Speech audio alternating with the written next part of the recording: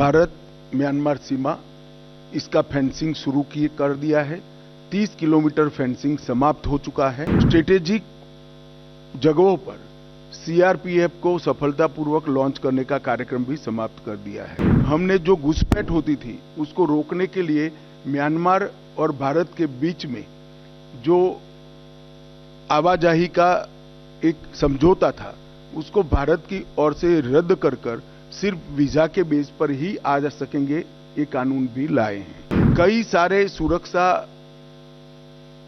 Lapses थे, मतलब छिद्र थे इतनी बड़ी सीमा पर, उसको पूरा करने का काम भी किया गया है। सर, आप जब पिछली बार मणिपुर गए थे पिछले साल, तो आपने कहा था 15 दिन में वापस जाएंगे, और आपके आने के बाद वेव्स में वायलेंस हो रहे हैं वहां पे। अभी रिसेंटली भी हुए 11 लोगों की हत्या हुई है। तो इसको लेके क्या आप मतलब वहां पे एक रूमर भी चल रहा था कि चीफ मिनिस्टर को रिजाइन करने बोला है, उसके बाद गवर्नर के घर पे कहा आपको चीफ मिनिस्टर? मैं रूमर बोला इसलिए सर। और वहां पे गवर्नर हाउस में भी काफी पथराव हुआ, जो हम कहीं और नहीं देखते हैं किसी देश के किसी हिस्से में। तो मणिपुर के लिए क्या स्ट्रैटेजी है 100 डेज में? देखिए, जहां तक मणिपुर का सवाल है, 100 दिन में हमने जो ये घटनाओं का मूल है, भारत म्यांमार सीमा इसका फेंसिंग शुरू कर दिया है।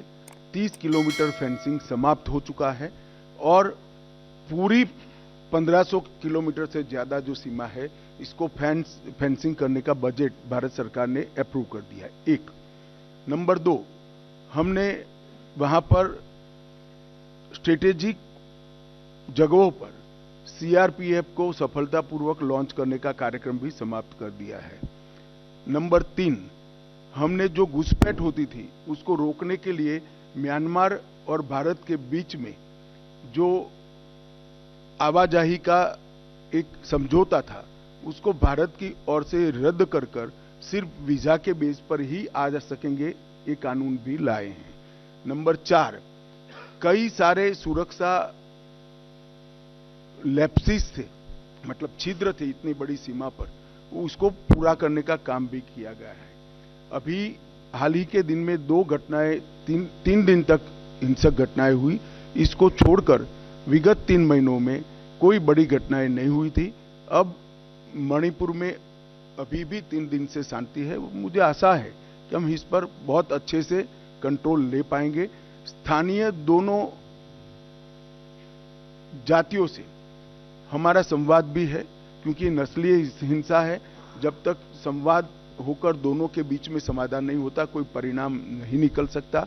हम कुकी ग्रुप्स के भी चर्चा कर रहे हैं और मतई ग्रुप से भी चर्चा कर रहे हैं, और आने वाले दिनों में लगभग सभी प्रकार के प्रयास करने के लिए हमने हमारा रोड मैप बनाया है। 79 सर, क्योंकि अभी आपने मणिपुर का जिक्र किया और कल सरकार के द्वारा एक इनिशिएटिव लिया गया था कि जो अफोर्डेबल कमोडिटीज वहाँ के लोगों को और दी जाएगी और सेंटर्स और बनाए जाएंगे। सर, इससे आम जनता को कितना फायदा और कितने लोग इसका बेनिफिट ले पाएंगे? देखिए, वहां पर एक रोड ब्लॉक कर दिया गया था। अब ब्लॉकेज जैसा कोई प्रॉब्लम नहीं है, परंतु जो बीच में घटनाएं हुई इसके कारण ट्रांसपोर्टर भाई वहां से जाना मुनासिब नहीं समझते। तो हमने केंद्रीय सैनिक बलों के लिए जो हमारे राशन की दुकानें हैं, 18 दुकानें नई खुली हैं और खोलने का निर्णय किया है, और पुरानी सभी दुकानों से आम जनता को उचित दाम पर सारी चीजें, लगभग 100 चीजों का लिस्ट बनाया, जिसमें टूथपेस्ट, ब्रश, साबुन, ये सारी चीजें भी है। खाने पीने की अमूमन सभी व्यवस्थाएं वो एक राहत दर पर मिलने की शुरुआत होगी। इससे निश्चित रूप से महंगाई नीचे लाने में सफलता मिलेगी और जो गरीब तबका है उसको राहत दर पर सारी सामग्री उपलब्ध होगी। ये सिर्फ गरीबों के लिए नहीं, हर नागरिक के लिए खुला रहेगा।